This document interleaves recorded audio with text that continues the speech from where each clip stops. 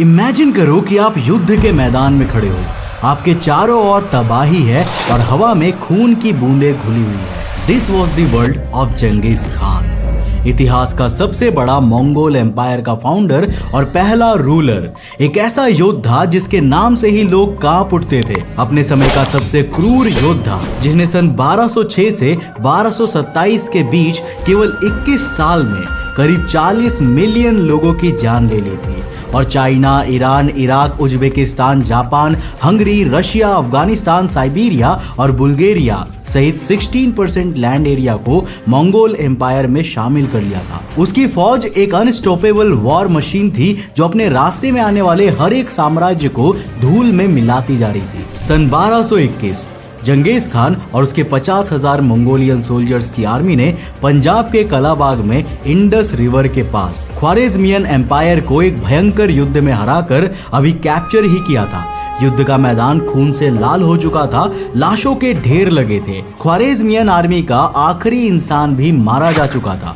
जंगीज खान की विजय का शोर गूंज रहा था और अब वो इंडस रिवर के किनारे खड़ा भारत की ओर देख रहा था। जंगीज खान और दुनिया की सबसे अमीर भूमि भारत के बीच केवल इंडस रिवर थी। जंगीज खान को बस अपनी मंगोलियन आर्मी को एक आदेश देना था और दुनिया की 30% जीडीपी वाला अमीर अंपायर उसके कदमों में होता, पर उसने ऐसा नहीं किया। लेकिन आखिर क्यों? दुनिया के सबसे बड़े एम्पायर्स को भी आसानी से धूल चटाकर मिट्टी में मिला देने वाले जंगीज खान ने मौका मिलने पर भी अपने सामने मौजूद दुनिया के सबसे अमीर देश भारत पर कोई भी हमला क्यों नहीं किया? वेल तो हेलो गाइस, मैं हूं कौशिक और चलिए शुरू करते हैं आज के इस नए एपिसोड।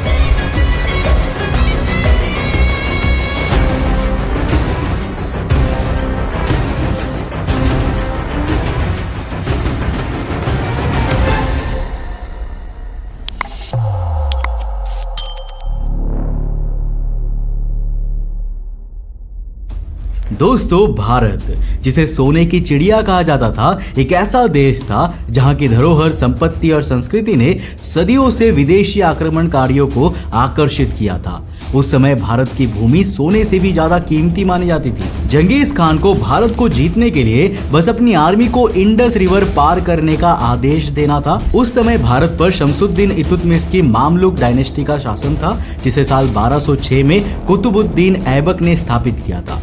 इल्तुतमिश के पास युद्ध का कोई भी अनुभव नहीं था, इसलिए जंगीज खान के लिए दिल्ली को जीतना एक बहुत ही आसान काम होता, लेकिन ऐसा हुआ नहीं। इसके बजाय उसने ख्वाराज़मिया एम्पायर यानी कि प्रेजेंट डे के सेंट्रल एशिया, अफगानिस्तान और ईरान को कैप्चर किया और वहां पर अपनी मंगोल आर्मी के कुछ अधिकारियों को छोड़कर वापस चाइना लौट गया। पर आखिर जंगीज खान ने इंडिया पर हमला करने के बजाय वापस लौटने का डिसीजन क्यों लिया? इसे समझने के लिए हमें जंगीज खान को एक साधारण इंसान के तौर पर और मंगोल एम्पायर के किंग के तौर पर दोनों रूप में समझना होगा कि आखिर वो इतना ताकतवर कैसे बना था और उसने अलग अलग साम्राज्यों पर हमला करके उसे मंगोल एम्पायर में मिलाना क्यों शुरू किया था। देखो, जंगीज खान की पर्सनालिटी किसी मिस्ट्री से कम नहीं है। आज हम जंगीज खान के बारे में जितना भी जानते हैं वो mostly secret history of Mongols book से आता है।